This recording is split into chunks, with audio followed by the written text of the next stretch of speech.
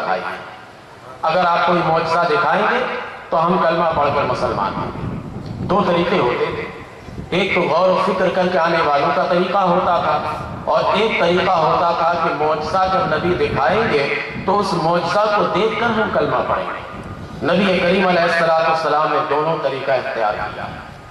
اب سرکار نے، چونکہ ہمارے گفتگو کا موضوع ہے معجزہ، تو وہ طریقہ جو نبی کریم علیہ السلام نے معجزہ والا طریقہ اپنایا، میں اس جانب چلتا ہوں۔ نبی کریم علیہ السلام کو اللہ تبارک و تعالیٰ نے جو معجزات عطا کیے، علامہ فخر الدین رازی رحمۃ اللہ تعالیٰ علیہ فرماتے ہیں کہ دو طرح کے معجزے ہیں، ایک عقلی معجزہ ہے اور ایک نقلی معجزہ ہے۔ عقلی معجزہ کہتے ہیں اس معجزہ کو کہ جب ہم اور آپ غور و فکر کریں اس پر تو ہمارے عقل میں وہ معجزہ آ جائے گا، غور و فکر کریں گے تو۔ اور نقلی معجزہ وہ ہے کہ جس پر آپ لاکھ غور و فکر آپ کر لیجیے، لاکھ آپ اس میں تدبر سے کام لے لیجیے، وہ آپ کے عقل میں نہیں آئے گا، صرف آپ کو نقل ماننا پڑے گا۔ قرآن میں ہے تو مان لیجیے، حدیث میں ہے تو مان لیجیے، آپ اسے اپنے عقل کی کسوٹی میں لانا چاہیے گا تو ہرگز یہ معجزہ آپ کے عقل کی کسوٹی میں نہیں آئے گا۔ دو طرح کے معجزات ہو گئے، عقلی معجزہ اور نقلی معجزہ۔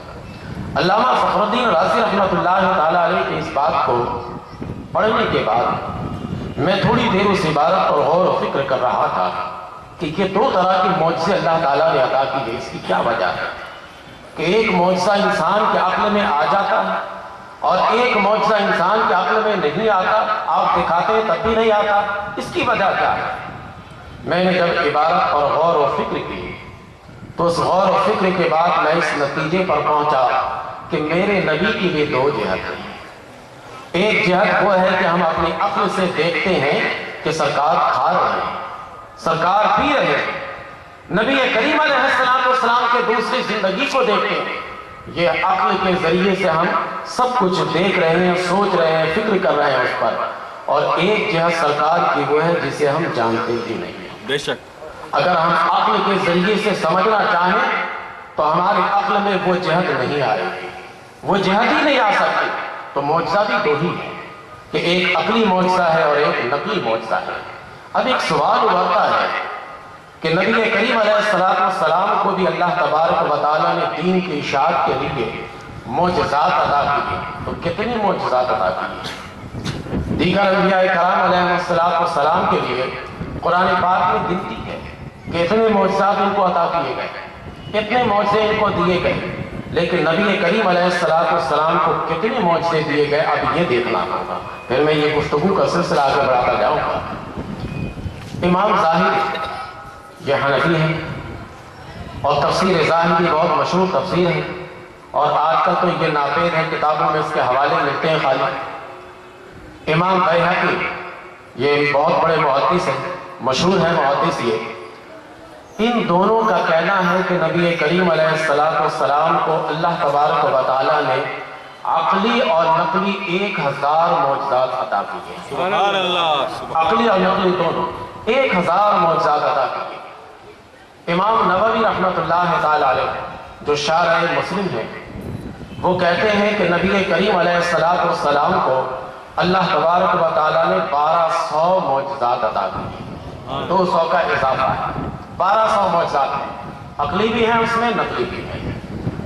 بعض لوگوں کا کہنا ہے کہ نبی کریم علیہ السلام کو اللہ تبارک و تعالیٰ نے 3000 معجزات دی۔ یہ 3 قول ہمارے سامنے آتے ہیں۔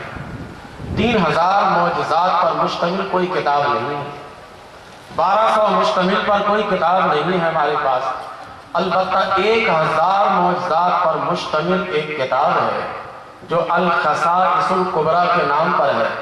علامہ جلال الدین سیوطی رحمۃ اللہ تعالیٰ علیہ اس کتاب کے مصنف ہیں، اس میں 1000 معجزات جمع کی گئی۔ ایک بات اور یہاں پر سمجھتے جائیے گا کہ یہ 1000 معجزات، 1200 معجزات یا 3000 معجزات یا جتنے بھی ہوں، یہ وہ معجزات کی بات ہو رہی ہے جس کا اظہار نبی کریم صلی اللہ علیہ وسلم نے فرمایا ہے۔ باقی رہا کہ نبی کریم علیہ السلام کو اللہ تبارک و تعالیٰ نے کتنے معجزات عطا کیے، یہ تو سر کا پا اللہ نے آپ کو معجزہ ہی معجزہ بنا کر بھیجا ہے۔ بے شک بے شک سر کا پا آپ کو معجزہ ہی معجزہ بنا کر بھیجا، لیکن اظہار جو آپ نے کیا اس پر یہ مختلف روایات ہے۔ ایک روایت 1000 ہے، ایک روایت 1200 اور ایک روایت 3000 ہے۔ ابھی یہ بات جب سمجھ میں آ گئی تو آئیے ذرا سا میں عقلی معجزات کی طرف آپ کو لے کر جاؤں کہ عقلی معجزات کیا ہے۔ عقلی معجزہ میں سب سے پہلا معجزہ میرے نبی صلی اللہ علیہ وسلم کا ہے، اللہ تعالیٰ کو دیکھنا، اللہ کا دیدار۔ اللہ تبارک و تعالیٰ کو نبی کریم علیہ السلام نے دیکھا، یہ انسان کے عقل میں بات آ سکتی ہے، اس لیے کہ اللہ تبارک و تعالیٰ نے فرمایا موسیٰ علیہ السلام سے متعلق ہے کہ لن ترانی، تو نہیں دیکھ سکتا۔ تو اس آیت کریمہ پر جب غور و فکر کیجئے گا تو آپ کے عقل میں بات آئے گی کہ موسیٰ تم نہیں دیکھ سکتے، کوئی ہے جو مجھے دیکھ سکتا ہے۔ تو سب سے پہلا معجزہ عقلی معجزہ میں تو یہ ہے کہ نبی کریم علیہ السلام نے اپنی سر کی آنکھوں سے اللہ تعالیٰ کو دیکھا ہے، سر کی آنکھوں سے اللہ کا دیدار کیا ہے۔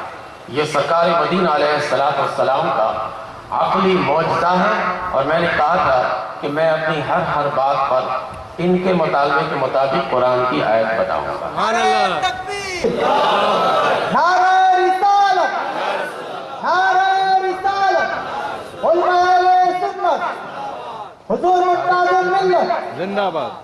سارے ڈبے کو اگر اس مائک کا منہ موڑ دیجیے گا تو آپ کو آواز نہیں ملے گی۔ دیکھیے اللہ تبارک و تعالیٰ کو دیکھا ہے، یہ معجزہ نبی کریم علیہ السلام کا عقلی ہے۔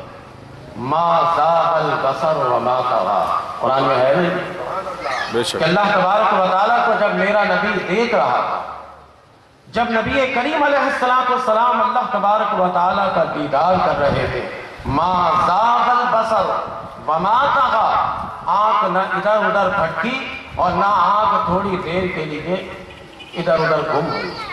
یعنی دیکھیے میں آپ کو دیکھتا ہوں، آپ مجھے دیکھتے ہیں، آپ اپنی پلکی گراتے ہیں پھر پلک اٹھاتے ہیں۔ دیکھنے کا یہ طریقہ ہے، جتنی دیر کے لیے آپ پلکی گرائیے گا، ایک لمحہ کے لیے کیوں نہ ہو، اتنی دیر کے لیے کم سے کم زیارت رکے گی نا۔ پلکی گراتے ہیں۔ نبی کریم علیہ السلام جب اللہ کو دیکھ رہے تھے تو بالکل ٹک ٹکی باندھ کر دیکھ رہے تھے، پلکی گراتے ہی نہیں تھے آپ۔ اسی لیے اللہ تبارک و تعالیٰ نے فرمایا ما زاغ البصر وما طغى، آنکھ ایک لمحہ کے لیے نیچے کی طرف پلکی گری نہیں۔ تو یہ نبی کریم علیہ السلام کا معجزہ ہے، کسی اور کو یہ حاصل نہیں۔ بے شک یہ دنیا میں رہ کر اللہ کے پیارے رسول علیہ السلام لامکاں پر گئے، وہاں جا کر آپ نے اللہ تبارک و تعالیٰ کا دیدار اپنی آنکھوں سے کیا ہے، یہ عقلی معجزہ ہے۔ یہ پہلا عقلی معجزہ، میں بڑا اختصار سے کام لوں گا، ایک ایک دلیل بتاتا ہوں۔